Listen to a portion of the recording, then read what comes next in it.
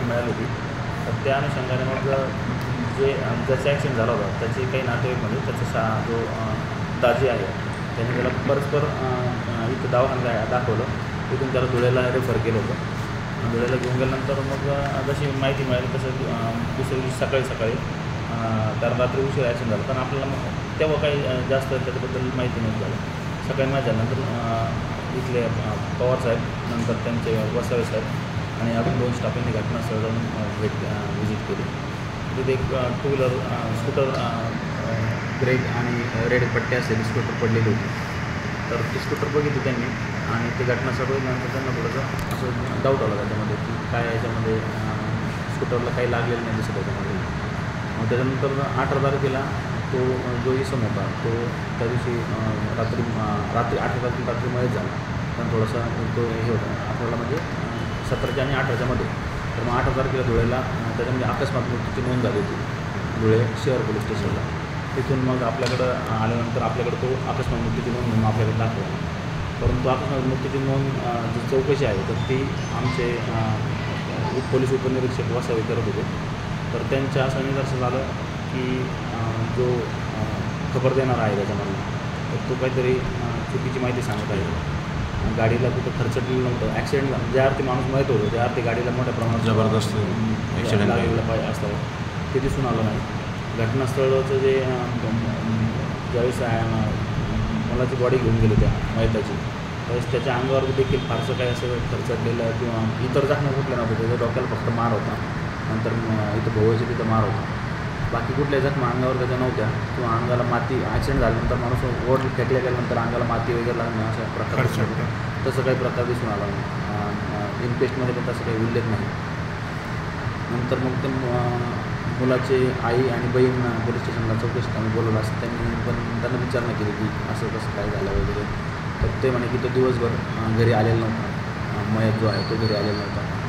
आणि त्याच्या अनुषंगाने मग त्यांच्या आईला विचारलं की ॲक्सिडेंट झाला आहे. तर त्याची आई मग त्यांनी सांगितलं आम्हाला की त्याला गाडी चालवता येत नव्हती किंवा तो थोडासा एका पायाने अपंग पण आहे, त्याला गाडी चालवता येत नव्हती.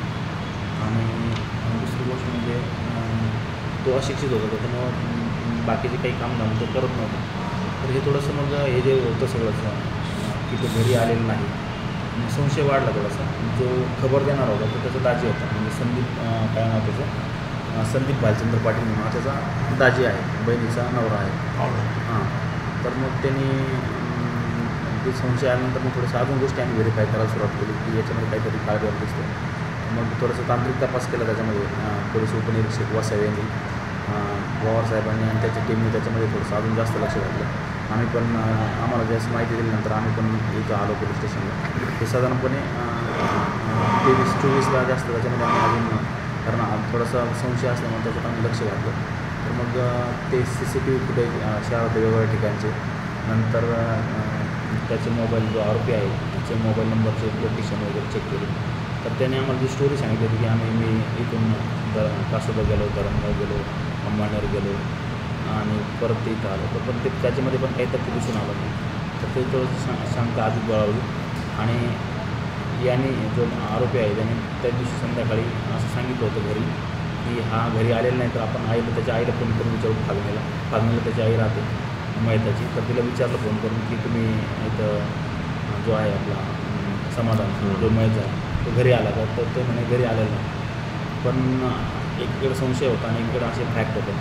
संशयाच्या जर गावातले काही CCTV फुटेज चेक केले तर एक स्टेट बँकेचं फुटेज असेल, नंतर अजून एक आप्पा हॉटेल आहे त्याच्यामुळे तर तिथलं फुटेज आहे ते चेक केलं तर संध्याकाळी एक साधारणपणे 8:30 ते 9:30च्या सुमारास जो मयत आहे तो, नंतर हा आरोपी 1 नंबरचा जो आरोपी आहे संदीप भालचंद्र पाटील आणि दुसरा जो आरोपी आहे चंद्रदीप आधार पाटील की हा ज्याचा आत्याचा मुलगा आहे, हे दोघं आणि हा तिसरा मयत हे तिघं 8:30 ते 9:30च्या सुमारास सोबत होते. आणि अपघात घडल्याची घटना 10:30ची असं दाखवलं गेलं. आणि सोबत असताना हा म्हणतो की त्या दिवशी आम्हाला काय कुठं गेला माहीत नाही. तर 100% खात्री झाली की याने त्याचा घातपात केला असा. परंतु त्याचा उद्देश लक्षात येत नव्हता. तर थोडीशी गोपनीय माहिती काढली तर जो मयत आहे त्याच्या नावावर कमीत कमी 4 ते 5 वेगवेगळ्या लाईफ इन्शुरन्स आणि ॲक्सिडेंट इन्शुरन्स पॉलिसी आहे. तर आणि हा अशिक्षित होता. नंतर याचं काही कमाईचं साधन पण नव्हतं तरी देखील त्याच्या नावावर पॉलिसी आहे. तर एकंदरीत मग हे डायरेक्शन असे दिसून आले की त्या ॲक्सिडेंटल डेथ दाखवून त्या पॉलिसीचा लाभ घ्यायचा असा एक आरोपीचा त्याच्यामागचा उद्देश होता आणि त्याच्या अनुषंगाने त्यांनी तो कट रचला होता. आणि तो मग हे सगळं पुरावे प्राप्त झाल्यानंतर आरोपीला ताब्यात घेण्यात आलं चौकशी झाली. कारण ऑलरेडी आरोपीला वेगवेगळ्या प्रश्नावली आपण विचारले होते, तर आरोपीला चौकशी त्याने ताब्यात घेतलं. तर त्यांनी मग हे सगळं त्याला लक्षात आलं की पोलिसांच्या लक्षात आलं. तर मग त्यांनी स्वतःच याच्यामध्ये गुन्ह्याची देखील कबुली आपल्याला दिली आणि असं असं केलं. तर त्याला ॲक्च्युली लोखंडी रॉडने मारहाण केली. मारहाण म्हणजे जागेवरच मारलेली तिथं, कुठल्या प्रकारच्या ॲक्सिडेंट याच्यामध्ये दिसून येत. तर त्याला ते डोक्यामध्ये गजाने मागच्या साईडला डोक्याला मारून आणि 2 आरोपी त्याच्यामध्ये सध्या तरी आहे.